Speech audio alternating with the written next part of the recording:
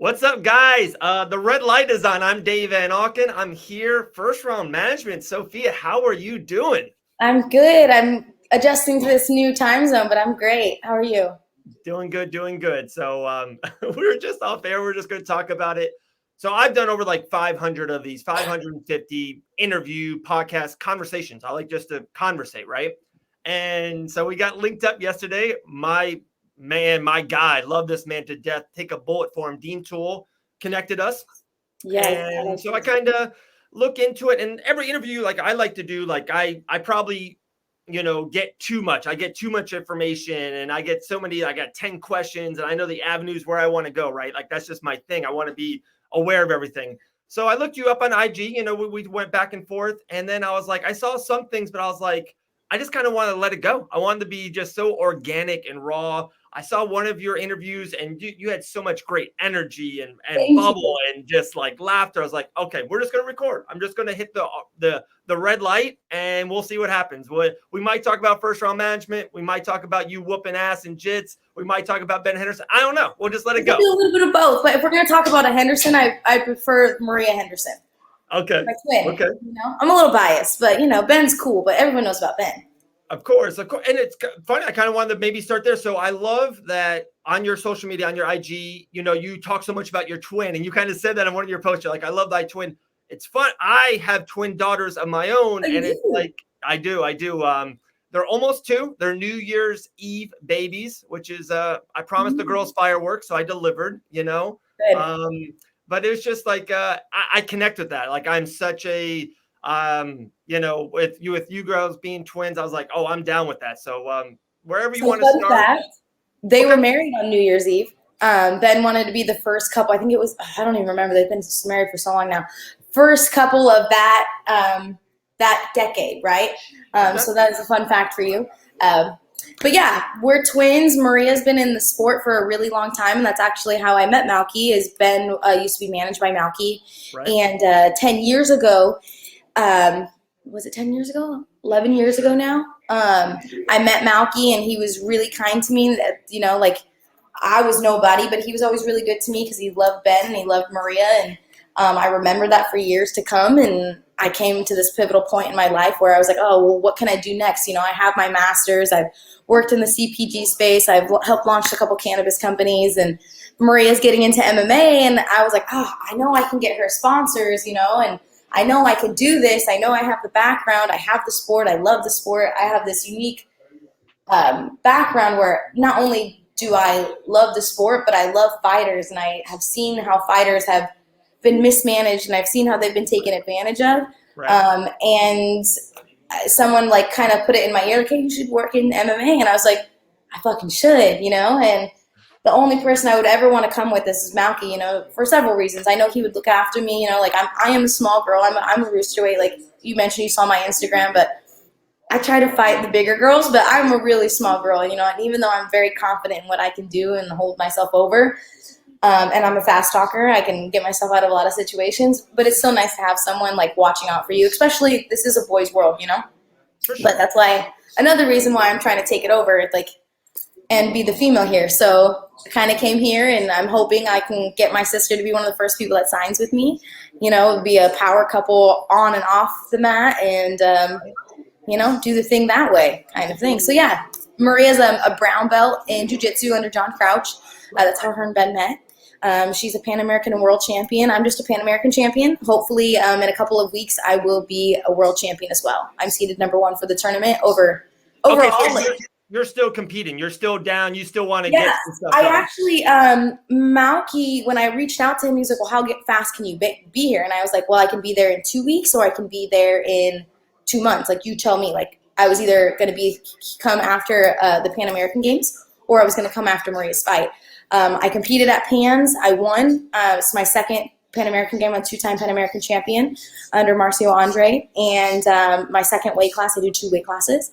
And I literally drove out here the next day. 2 black guys showed up to the office, and like Malki was like, "Don't worry, she's not abused. She's not. She's a fighter too." So yeah, I still train. I'm looking for a couple of teams to like cross train without here. Maybe get some Cuban wrestling in, which would be really cool. I'm not a wrestler, but I like to scrap like a wrestler. Right. So we'll see what happens, you know? Love it. Love it. Okay. So I got some Malki stories too. I probably got, 5 or 7 good ones, but the one that when you were talking about it and it just kind of connected with me just so fastly, first one popped in my head. So we're at Game Bred Fighting Championship, won the first one ever in Biloxi, Mississippi, 3, 4, 5 months ago. And it was a really, really bad rainstorm. It wasn't a hurricane like we just went through a couple weeks ago over there, but it was a really bad tropical storm weather, right? So we're doing the thing. The event was amazing. Everyone's taking pictures. Masvidal's there. Like so many things are going on, right? Like a lot of hoo-ha-rah, you know what I mean? Big stuff.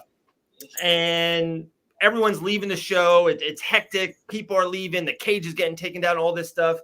And Malki, is, talking all this stuff. He takes his time and like he's kind of connecting a little bit with some people. And the camera people are leaving, like just photographers, freelancers.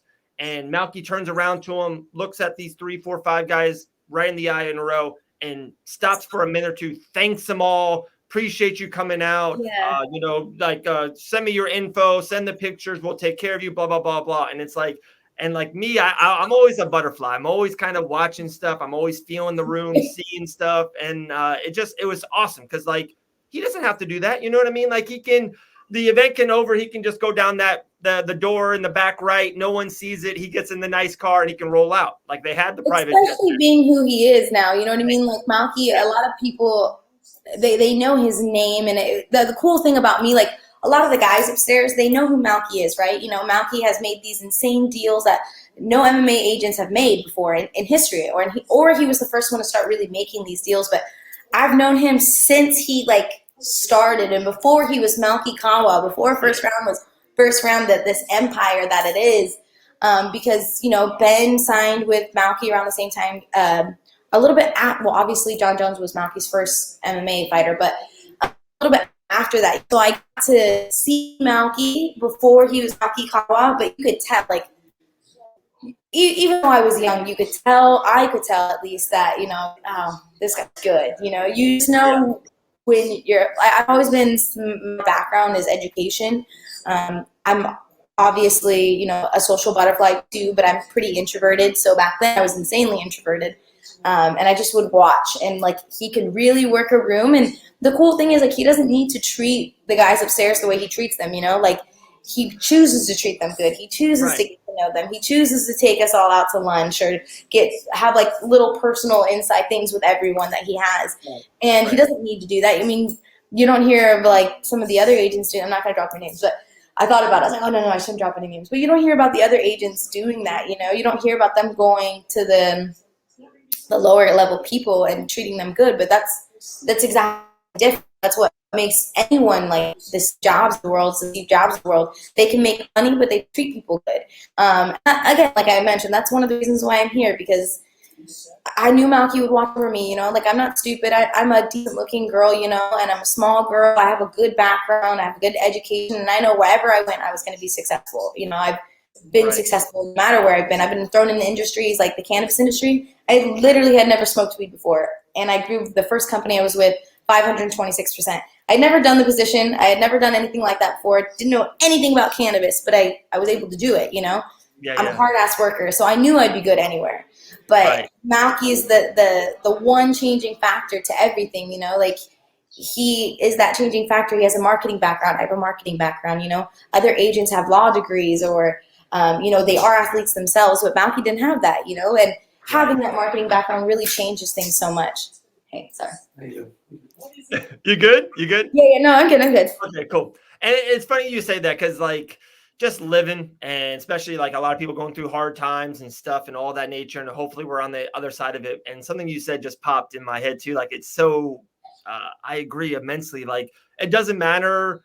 There's people, I feel like I'm one of those people too, like you and I, right? Like it doesn't matter what we'll do. Like we'll go in, we're like, hey, I'm going to start working at SeaWorld. And in like in 8 months, we're going to be in a high spot at working at SeaWorld. Like there's just people, it doesn't matter what industry, what subject, what stuff's going on. Like good people will succeed. Yes. Like the cream will rise. And like, I really do believe in that.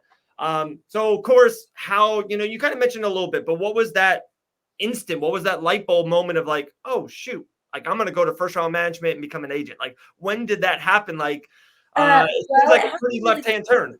Yeah, so it happened really quickly. I was working as a marketing manager as in a water company, and I was not happy with it at all, like at all. And I was in this pivotal point in my life where like I could really go back to either cannabis or I could try and do anything I really wanted to do. And my twin's my everything, like my twin, my nieces, my nephews, my brothers too, my whole family. I'm very family oriented. I don't have a family of my own. Which I like that about myself. My old boss did not like that about myself. Apparently, I lacked that on my resume of not being a mother. I was literally told this. I have a master's and I've launched companies, but I told I lacked because I wasn't a mother or a wife. That's crazy. Yeah, it's very sexist, but that's okay. Which I like a good sexist joke here and there. I'm not gonna lie. It's why I get along here with the boys. I'm not sensitive, but I was like, well, you can eat a dick. Shouldn't have said that. I apologize. But so I was like in this moment, and someone had mentioned to me like, hey, you should get into sports management, and I was like, I should, and I had a couple of connections at some other companies, and I was actually kind of talking to another company, and it just kind of, I don't know if it was because I ate too many edibles one night or if I had a fever that I was semi-delusional, and I was like, I'm going to hit up Malki, and I reached out to him. I was like, hey, there's no other female agents that are really making a name for themselves. I don't know of any female agents, right now at all. And I was like, no one knows fighters the way I know fighters. No one's going to love fighters the way I love fighters.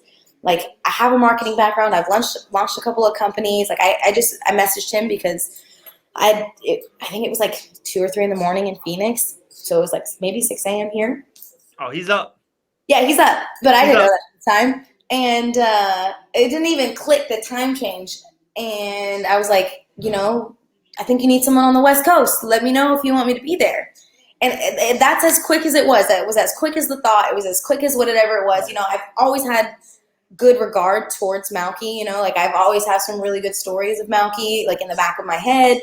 I've heard how a couple of managers have come and gone at the lab, or like with other fighters I know.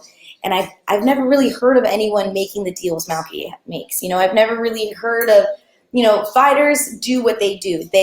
They're the ones who put in the work, Right. But there's also managers who can build a name out of a fighter, even if they're not great, And if there's anyone who has done that and is famous for doing that and famous for not only getting a fighter money in the cage, but out of the cage. And that to me is where it really matters because man, if you know anything about a fighter, if you've ever seen someone go through a camp, if you've ever seen someone lose, it's utterly heartbreaking. It's heart-wrenching. And I've seen that and I've done that, and I like that Malki makes fighters money just for being a fighter, for having a good name. And that's why I'm here. And that's why I chose Malki, and Malki chose me too. I'm not stupid. You know what I mean? Like, it's not like, oh, I had it like that, obviously he was risking a lot for me coming here, like inviting me out to be a part of his team, and so I appreciate it. And we both kind of took a gamble, and I think it's going to pay off pretty well. Yeah. I have a jiu-jitsu background. I'm not the worst girl at it. I've marketed myself pretty well on my own social media and, and I have a good background and I like to scrap too. So I think it's going to be great. I think you guys are going to be a perfect match for sure. I think you got, with the team behind you and just all that, I think it's going to be fantastic. A couple things too, like you were saying, is one thing that FRM does, at least to my 2 cents, more than I hear than any other, organization, any other management group, is like, yeah, you're right. Like, okay, so there's a fight, and they fight once a year, twice a year, but there's so much more. There's a 365 days a year. There's so much going on. And I feel like he's was the first one to go outside the box and go, guys, like, we don't need to make money on tap out. Like, everyone has tap out. Like, we don't need to have a t-shirt or whatever. It's like, we can do this, we can do this, we can do this, we can talk like this, we can go to this thing.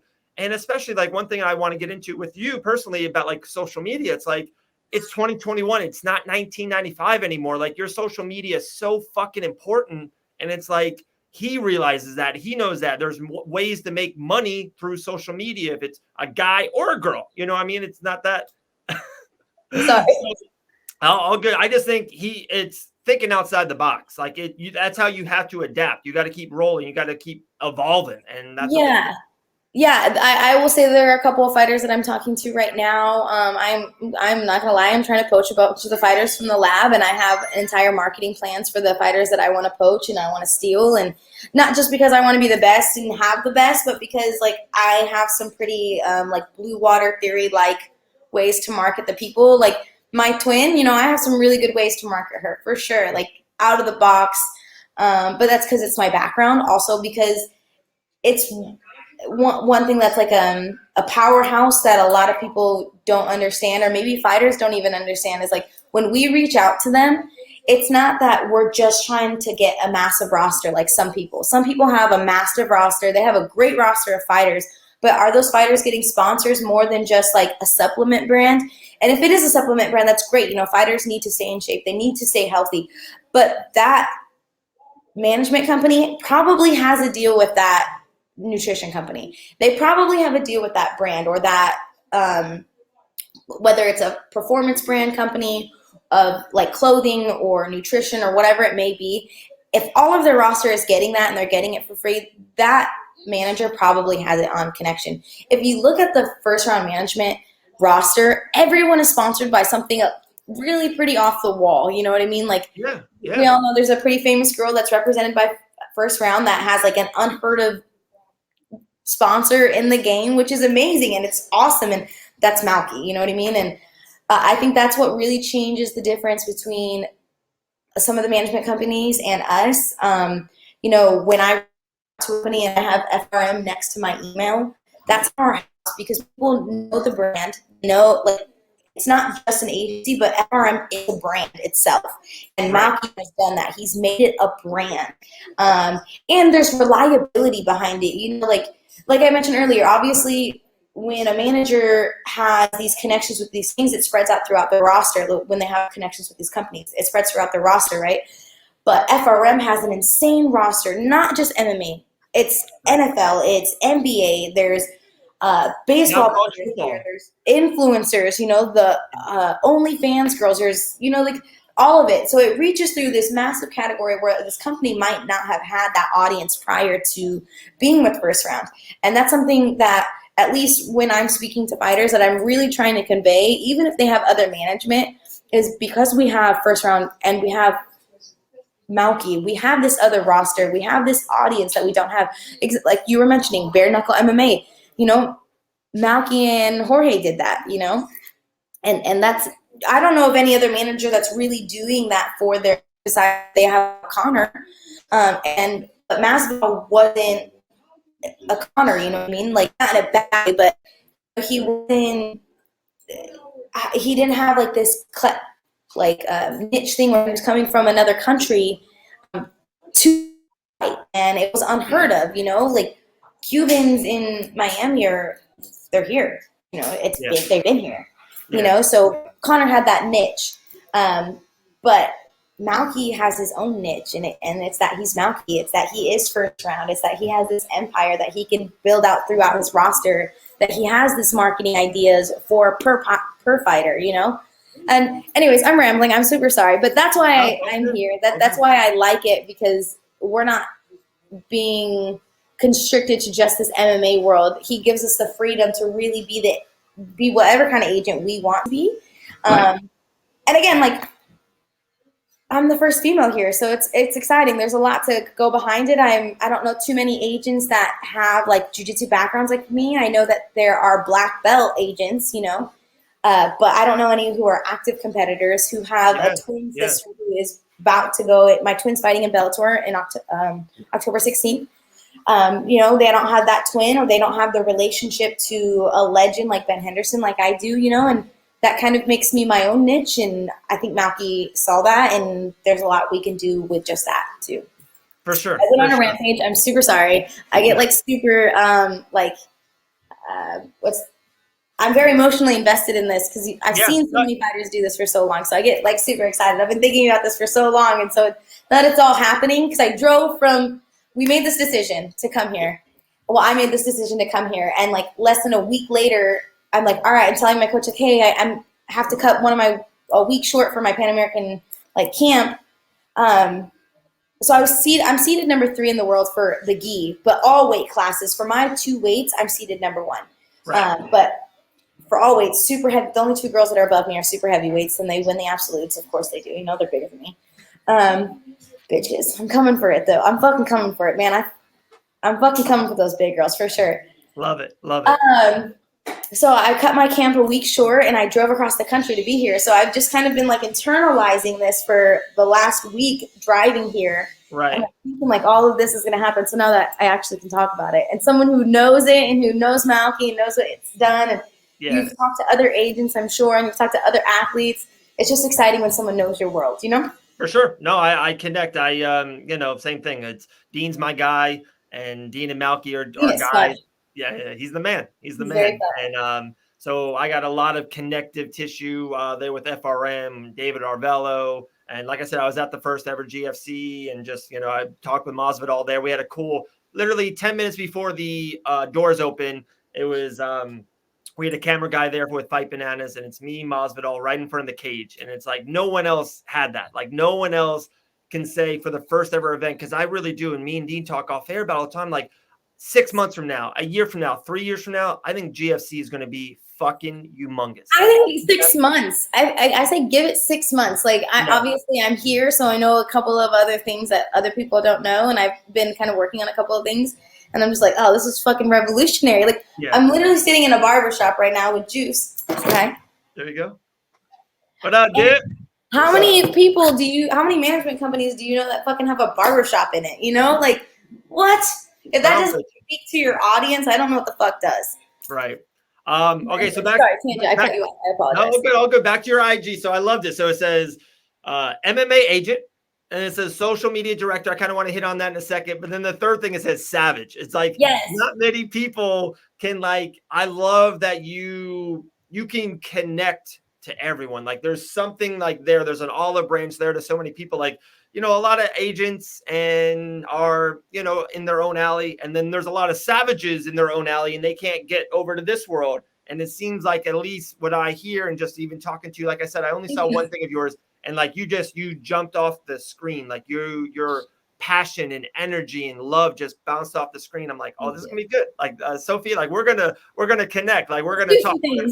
So it's like, it's pretty cool. I think that's such a great advantage that you have on so many people to have MMA agent, social media director, savage. I think it's dope. Yeah. So I actually, fun fact, I got that nickname because my personality, I'm very bubbly. But Mike Columbus is one of the most well-known photographers in IBJJF.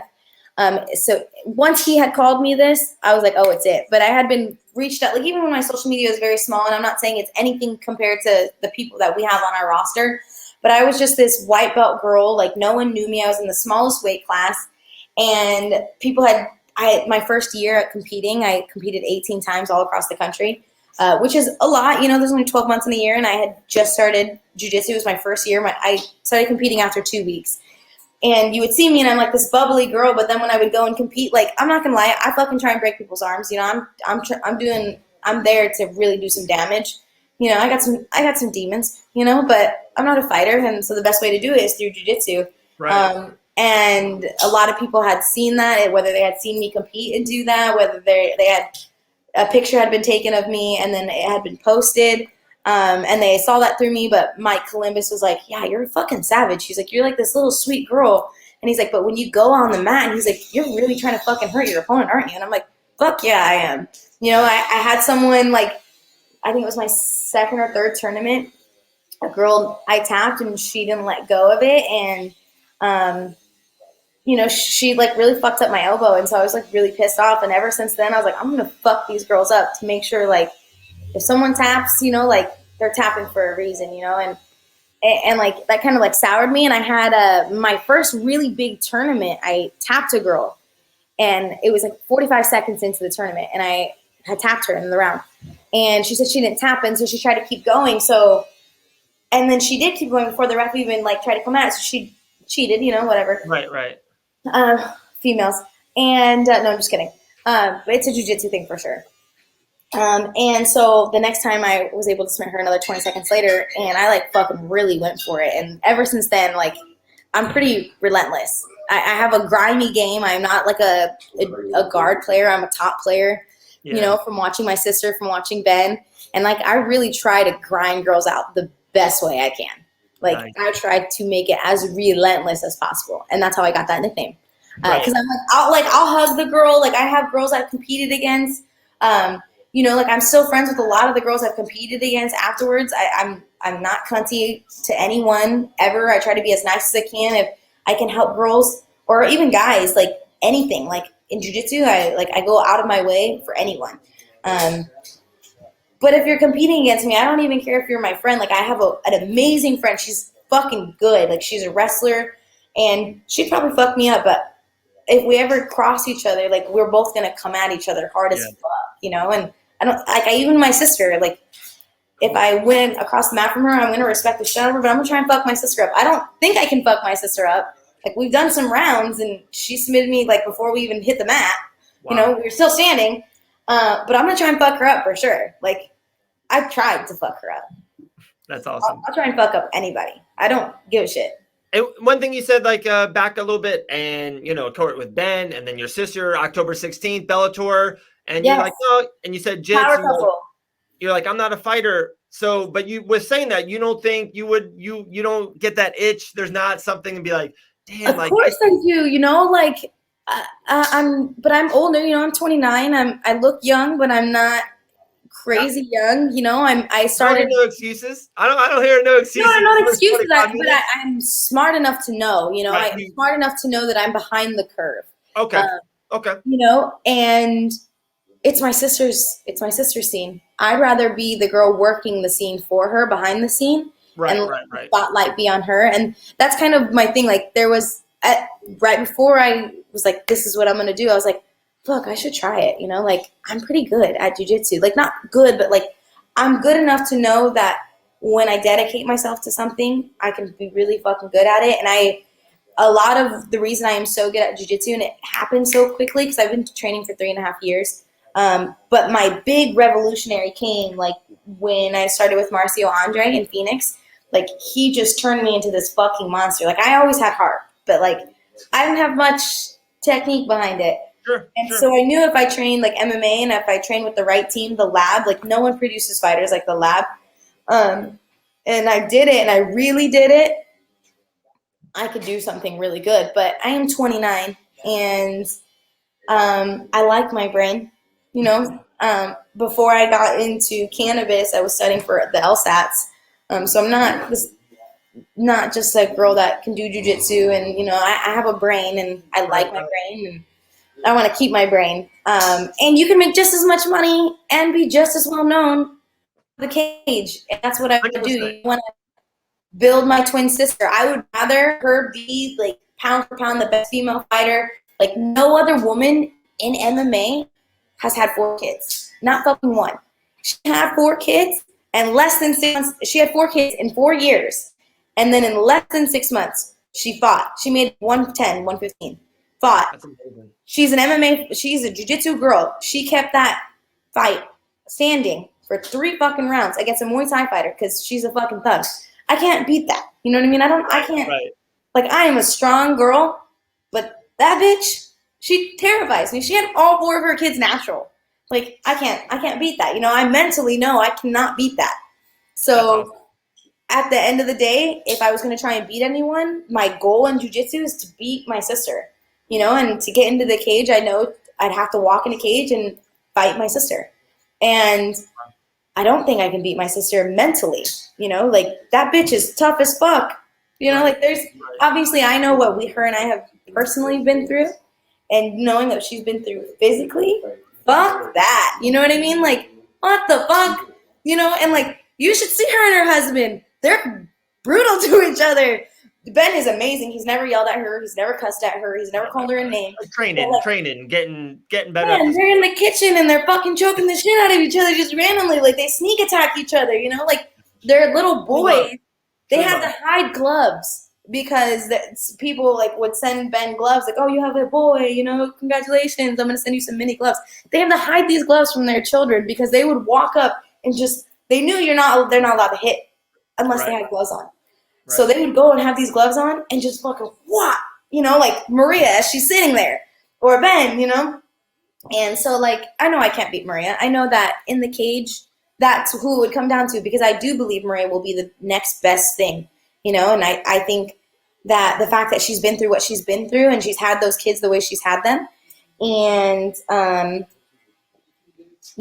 would know that I need to walk in a cage and beat that. And not only do I not think I can beat her, I mean, if it came down to it, I think I could fucking really mentally try and beat anyone. Right. But why MMA? Why I wouldn't do MMA is because I don't want to walk into a cage and have to fight my twin. Right. And it comes down to that, like it truly, truly comes down to that. I think like we arguably could be the best pound for pound females in the world. And that would mean I would have to fight my twin, because I know Maria will be pound for pound one of the best female fighters of all time. And I know she will be the best 155 female in the world. It's no question about it. Like I would bet my life on it, like in a heartbeat, in a second. Like if it was someone's like, all right, I can tell time and I will know in 1 second whether your twin sister will be the next 155 champ or one of the next best pound for pound females in the world. I'd be like, yeah, I'll bet my life on it. In a second, I would bet it and know that I'm going to live a second later, because it's going to happen.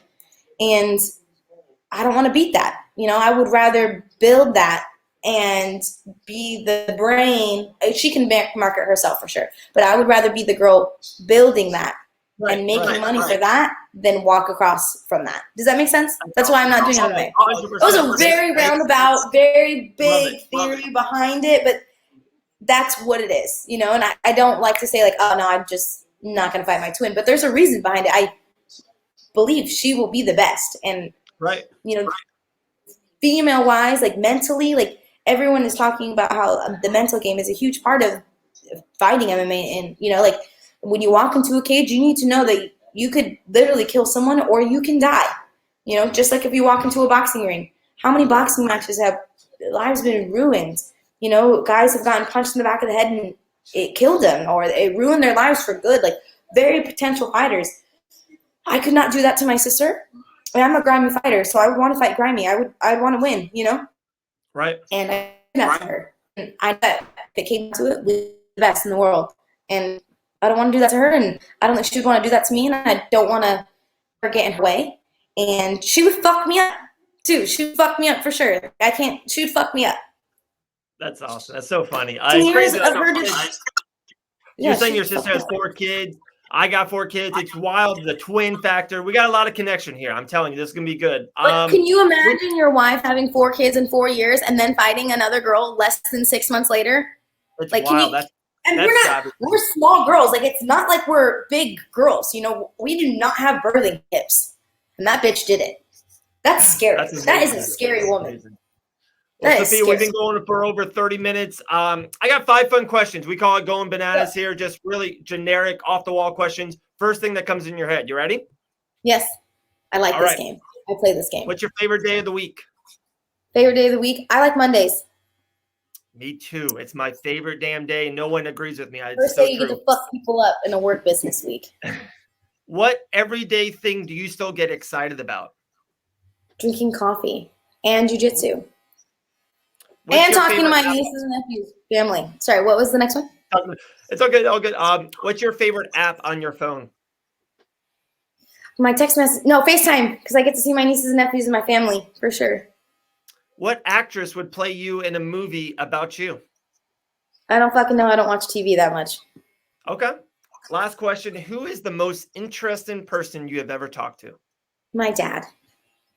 There you go. There we go. That's going bananas with Sophia, First Round Management. This has been awesome. Thank you. You have my number now. Anytime you ever want to talk, connect. You're gonna have a lot of my fighters on your. I was going to say that any fighter you want, connect, put the link in. We'll get it. Any kind of news, we'll make sure it happen. All right. Perfect. Thank you. Thank you for having me too. Appreciate it. Thank you. I appreciate you. Appreciate your time and continued success, and cannot wait. The future is going to be ultra bright. Thank you. I appreciate that. Awesome. Have a good